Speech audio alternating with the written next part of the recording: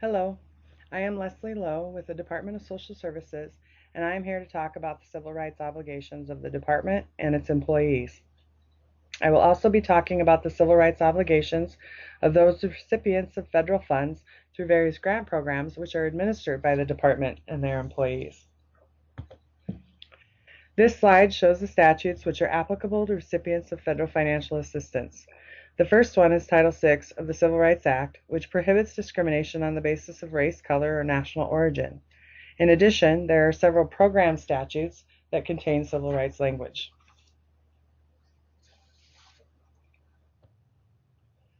These anti-discrimination laws identify a number of what we call protected classes. These are groups of people that have been specifically identified by the statute as being protected from discrimination. For purposes of discrimination based on religion, it need not be based on discrimination against a particular religion. If the discrimination is based on the sincerely held moral or ethical belief of the individual, it is sufficient to implicate the protected class of religion. Further, it includes all aspects of religious observance and practice, as well as belief. It should be noted that the reauthorization of the Violence Against Women Act in 2013 created two new protected classes: sexual orientation and gender identity. Additionally, it prohibited discrimination against an individual based on their actual or perceived membership in a protected class. This means that discrimination against an individual based on a perception of the individual's race, color, religion, national origin, sex, gender identity, sexual orientation, or disability violates the VAWA non-discrimination provisions, even if the perception is wrong. Therefore, taking an adverse action against an individual because of a mistaken belief that the individual belongs to a particular protected class violates the VAWA non-discrimination provisions. The department, its employees, and subrecipients and their employees may not retaliate in any way when an individual complains of discrimination. This applies even if an individual is not the person who originally complains of discrimination. For example, if I work at a domestic violence shelter and my coworker files a complaint alleging she was discriminated against based on a protected class, my employer cannot take adverse action against me for any assistance I provide her in opposing that discrimination.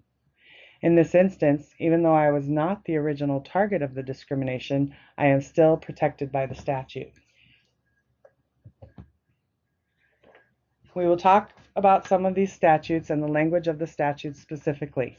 I will start with Title VI of the Civil Rights Act. There are several parts of the Civil Rights Act that we know apply to recipients of federal financial assistance. Title VI says that no person in the United States should, on the ground of race, color, or national origin, be excluded from participation or be denied benefits under programs or activities receiving federal financial assistance.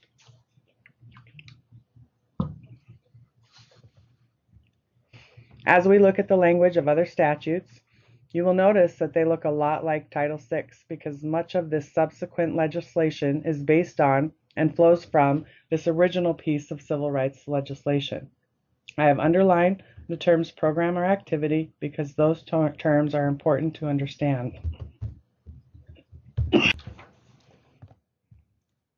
The terms program or activity refers to all of the operations of a recipient, even if non-covered funds support a particular operation.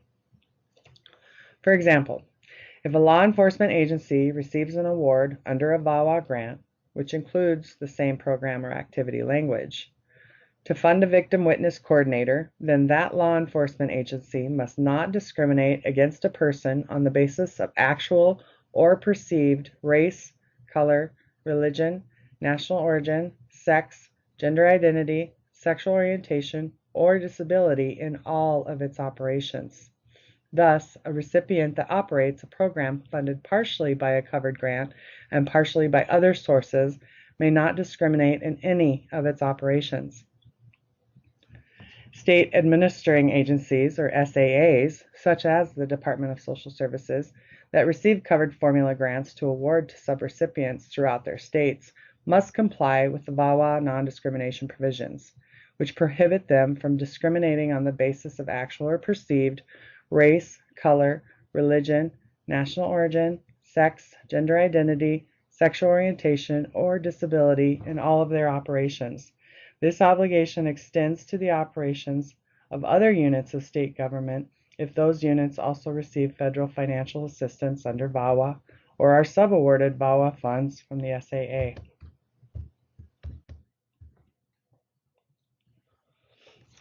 You cannot provide different services to clients based on race, color, or national origin.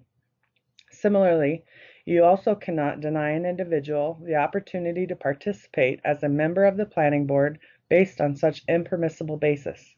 Title VI also has a provision that prohibits what we call disparate impact, which means not only can you not treat an individual differently, directly or intentionally, because of their race, color, or national origin, but you also cannot adopt neutral criteria that has the effect of discriminating on groups of people based on race, color, or national origin.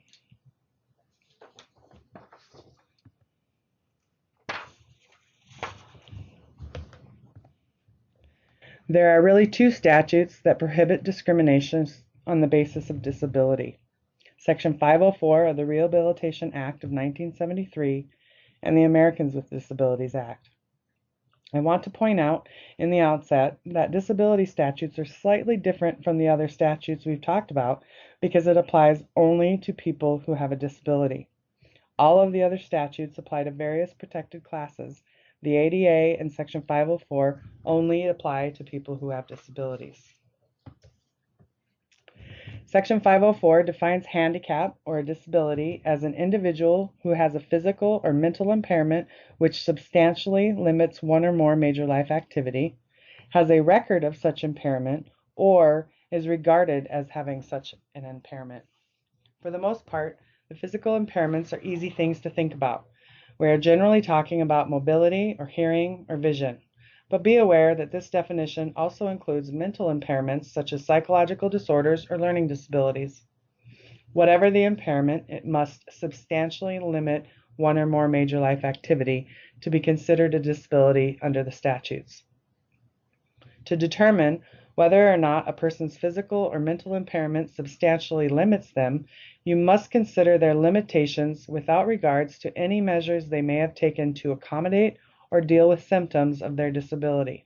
For example, if a person has a visual impairment, but with an assistance animal, that person is able to do everything that someone without a vision impairment could do, in a sense, that person is no longer limited.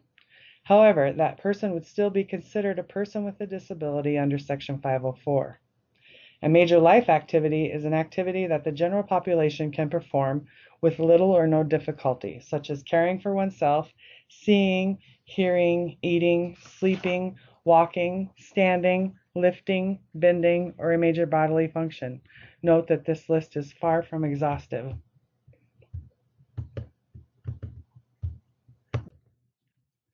A person with a record of an impairment can also be considered a person with a disability. For example, if John has a medical record that demonstrates that at one point in time he had an impairment as described by the first prong, but he no longer has that impairment, an employer or service provider cannot discriminate against John because of that record, even though he is no longer a person with a disability by the first prong definition. Finally, the last prong covers individuals who are regarded as having an impairment. For example, if Robert's mannerisms cause his employer to regard him as having a physical or mental impairment, and it substantially limits a major life activity, Robert is protected from discrimination under the statute. He does not need to have the actual impairment to be protected.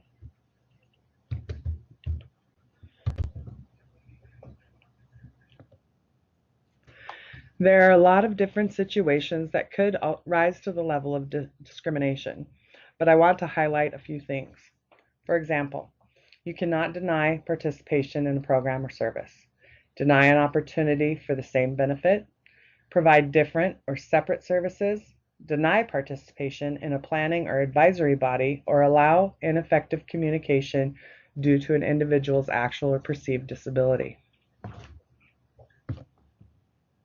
Entities with 50 or more employees and have received $25,000 or more must have a 504 compliance coordinator, which we call our discrimination coordinator. These entities must also adopt grievance procedures and have procedures for individuals to grieve a violation of 504, and at a minimum need to have some sort of non-discrimination statement that is printed on its materials or otherwise make it known to those categories of people that the entity does not discriminate. There is an additional requirement in Section 504 that is not in the ADA. That is, if a recipient of federal funds has 15 or more employees, they are required to provide auxiliary aids to those with sensory impairments if it is necessary for them to enjoy the same benefits as people without disabilities.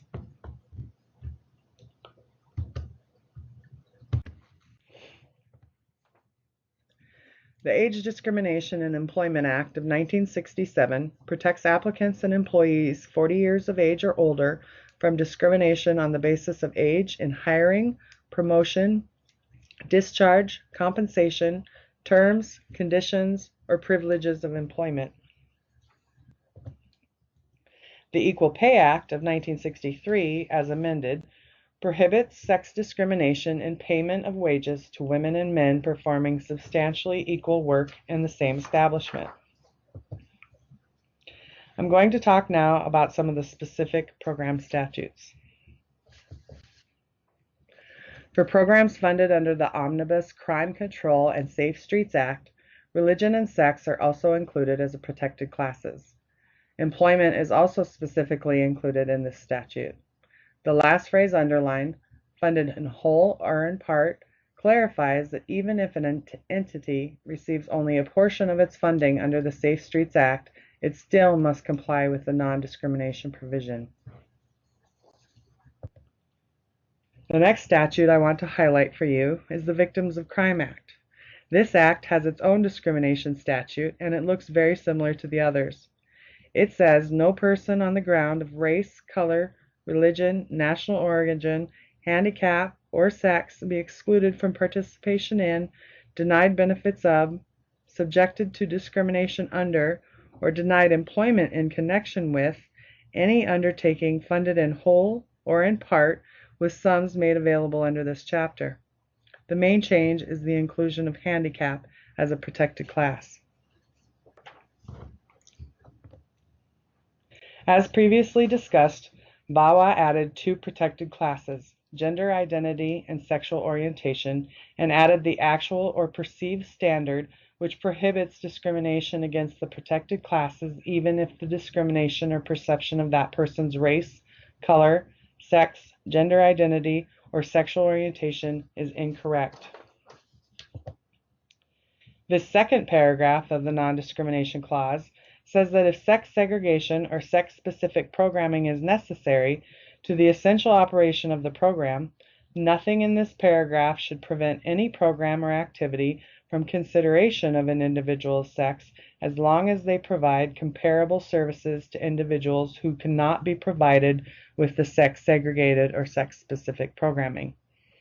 Programming is sex-segregated when males and females receive services in separate settings. Programming is sex-specific when a recipient designs it differently for males and females. Both sex-segregated and sex-specific programming places individuals in a position to choose to identify with a particular sex.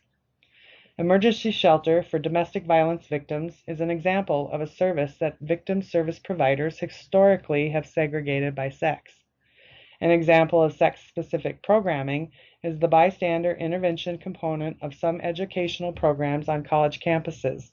Often these campus educational programs teach different violence prevention skills to male and female students.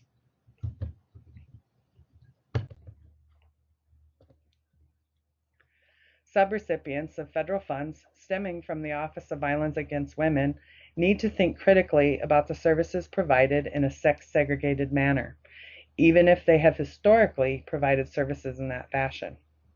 It is expected that such recipients will consider the services provided in a fact-specific manner to determine whether or not sex segregation or sex-specific programming is necessary for the essential operation of the program.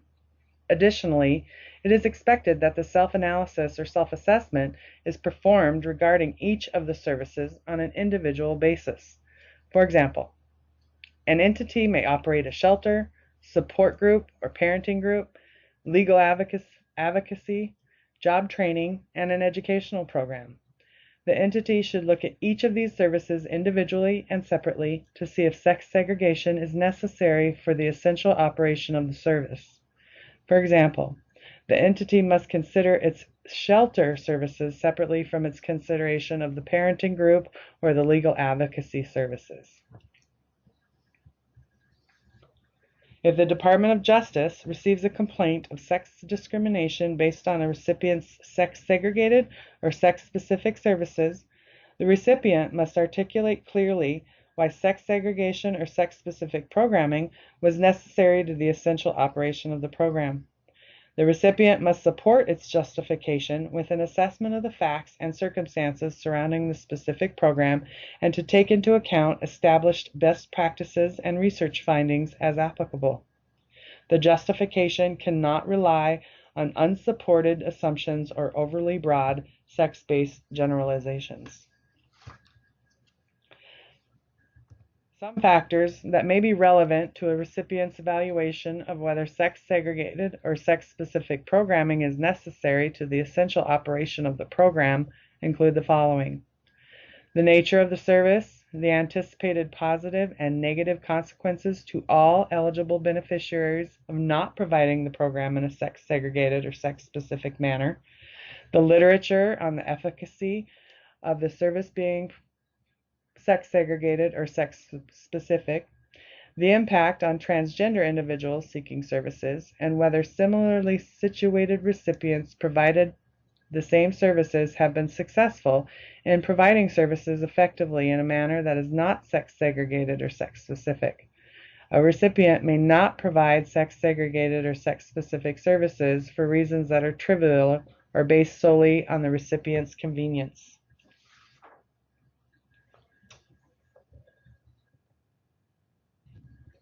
The VAWA non-discrimination provisions provide that, in circumstances where sex-segregated or sex-specific programming is necessary to the essential operation of the program, grantees may satisfy the non-discrimination prohibition by providing comparable services to individuals who cannot be served with the sex-segregated or sex-specific programming.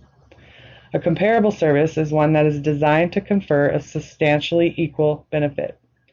Factors to consider, either individually or in the aggregate as appropriate, in determining whether services are comparable include the following: the nature and quality of the services provided, the relative benefits of different therapeutic modalities or interventions, geographic location or other aspects of accessibility, the characteristics of the facilities where the services are provided, and the characteristics of the individuals who provide the service.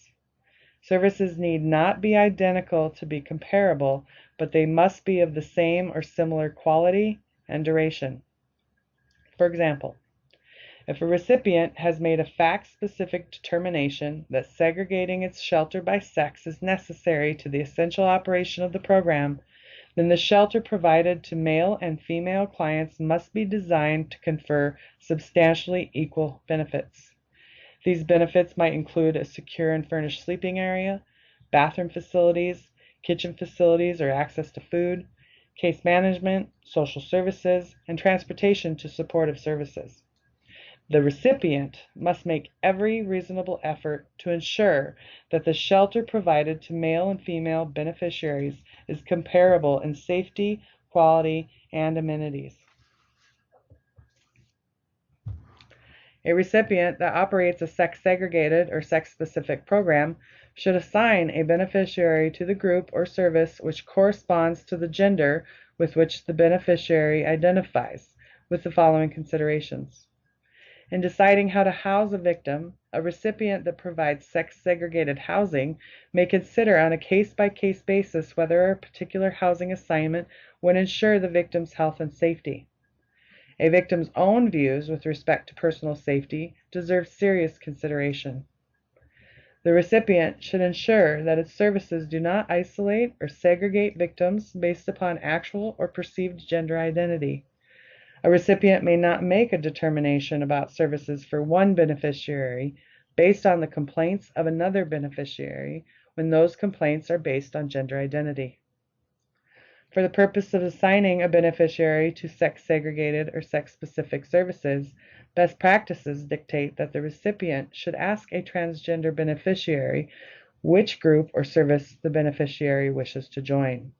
The recipient may not, however, ask questions about the beneficiary's anatomy or medical history or make burdensome demands for identity documents.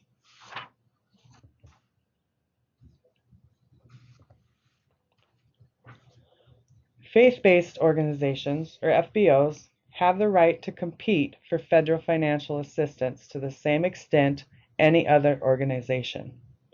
When the Department of Social Services receives applications from service providers applying for federal funds, we cannot discriminate either in favor or against a faith-based organization.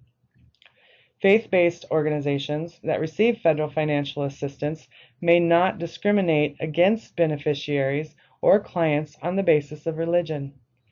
If a faith-based organization is, for example, a church in its identity, it is not able to only provide services for people of the same religion or only provide services for members of its own congregation. If a faith-based organization elects to receive financial assistance, that organization will have to provide services to all clients, irrespective of religion, as well as to clients with no religion. Faith-based organizations cannot use federal funding to advance an inherently religious activity, including instruction and attempts to convert people to their faith in the services they provide. If the faith-based organization does provide inherently religious activities like religious instruction, those activities must be separate in time and location from the federally funded activities. Additionally, the faith-based organization may not discriminate against any beneficiary on the basis of religion or religious belief, but they may retain their religious name and religious character, including if the organization has any founding documents or position statements that are particularly religious. Title VII of the Civil Rights Act says that an employer may not discriminate in employment on the basis of religion, among several other protected classes, but contains an exemption for religious corporations, associations, educational institutions, or societies. Essentially, a religious employer may prefer co-religionists for employment. Some federal funding programs contain independent statutory provisions requiring that all grantees agree not to discriminate in employment. This means that the organization would not lose its Title VII exemption, but if the particular program statute says the entity cannot discriminate on the basis of religion, then they would need to comply with the rules of that program statute or qualify for an exemption under that program statute if they want to receive the funding. Faith-based organizations that receive federal financial assistance from the Justice Department program statutes which contain the prohibition on religious discrimination may fill out a certificate of exemption, which essentially tells the Department of Justice that the entity has met certain criteria, and based on this criteria, they want to and intend to continue to prefer co-religionists in employment. The faith-based organization that intends to in some way prefer co-religionists can do so under the conditions described on this slide. The certificate of exemption is a form to be filled out when an entity is applying for a grant as part of the application process. The department is responsible for ensuring its own compliance with all applicable civil rights laws, as well as ensuring the civil rights compliance of all subgroup recipients of federal funding from grant programs for which the department serves as the state administering agency. To meet this obligation, The department has created a notice of non-discrimination, which is printed on our materials for distribution, which clearly sets out the protected classes of individuals against whom we do not discriminate. Additionally, it notes that subrecipients of federal funds from the Office of Violence Against Women are further precluded from discriminating on the basis of gender identity and sexual orientation, as well as held to the actual or perceived standard we discussed earlier in the section regarding VAWA. We have taken reasonable steps to provide meaningful access to our services to persons with limited English proficiency. In addition, the department takes such steps as are necessary to ensure that qualified persons with disabilities, including those with impaired sensory or speaking skills, receive effective notice concerning benefits or services or written material concerning waivers of rights, etc. All aids needed are provided without cost to the person being served.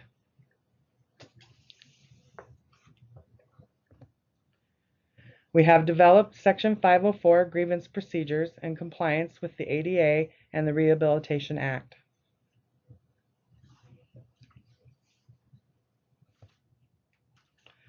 This grievance procedure is established to meet the requirements of the Americans with Disabilities Act of 1990, or the ADA.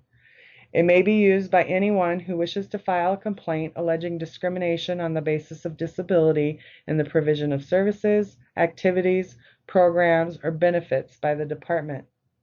The department's personnel policy governs employment-related complaints of disability discrimination.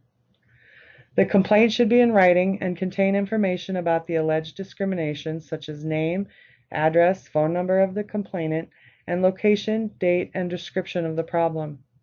Alternative means of filing complaints, such as personal interviews or tape recordings of the complaints, will be made available for persons with disabilities upon request. The complaint should be submitted by the grievant and or his or her designee as soon as possible, but no later than 60 calendar days after the alleged violation. The department has designated a discrimination coordinator, and all complaints of discrimination should be referred to the discrimination coordinator. Subrecipients of federal program funds should inform their employees and beneficiaries of their ability to file a complaint with the discrimination coordinator. We are an equal opportunity employer.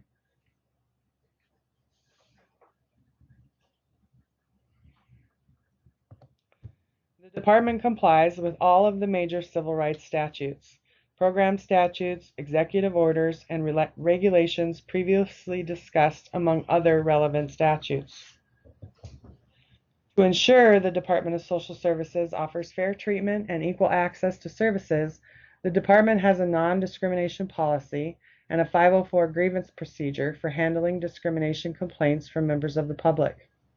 The Department of Social Services also has a plan for making sure that clients who do not speak English or who speak limited English have meaningful access to programs and services. This plan is called a Limited English Proficiency, or LEP plan. The Department of Social Services is committed to providing fair and equal access to all of its programs and services for people with disabilities. It is up to the person with the disability to tell the Department of Social Services that he or she needs a modification, a barrier removed, or an auxiliary aid or service.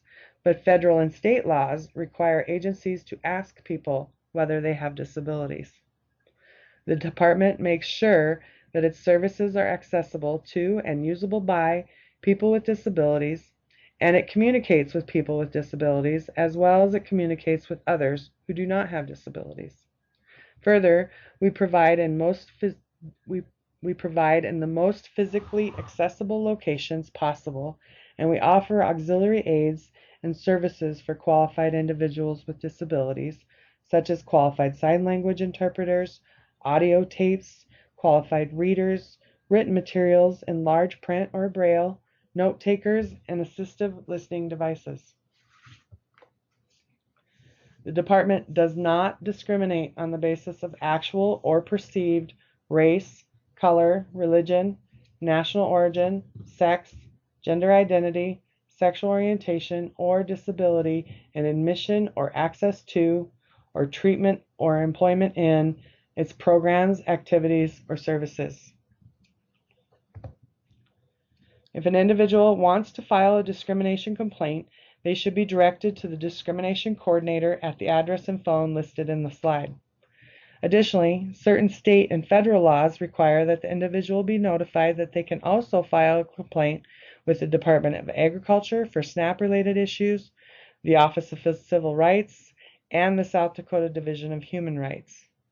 In the event you receive a complaint of employment discrimination from an employee of a subrecipient of a grant administered by the Department of Social Services, you should direct that person to contact the U.S. Equal Employment Opportunity Commission, or the EEOC, at 1-800-669-4000. State and federal laws, along with DSS policy, prohibit retaliation. Any person who has filed a complaint or assisted in the investigation of a complaint shall not be intimidated, threatened, coerced, or discriminated against. The complaint should be in writing and contain information about the alleged discrimination, such as name, address, phone number of complainant, and location, date, and description of the problem. Alternative means of filing complaints, such as personal interviews or tape recordings of the complaints, will be made available for persons with disabilities upon request. If you have questions or are uncertain or are more curious about civil rights, a good place to look is this discrimination complaint form itself. The form states that the department's policy regarding discrimination gives examples of acts which might constitute discrimination, provides the department's notice of non-discrimination, lists all of the relevant civil rights statutes with which we comply, tells you who to contact both within and outside the department if someone needs to file a complaint, and reminds you of the department's anti-retaliation policy. Essentially, it is a highly condensed summary of everything we just talked about. Thank you for your participation in the department's civil rights training.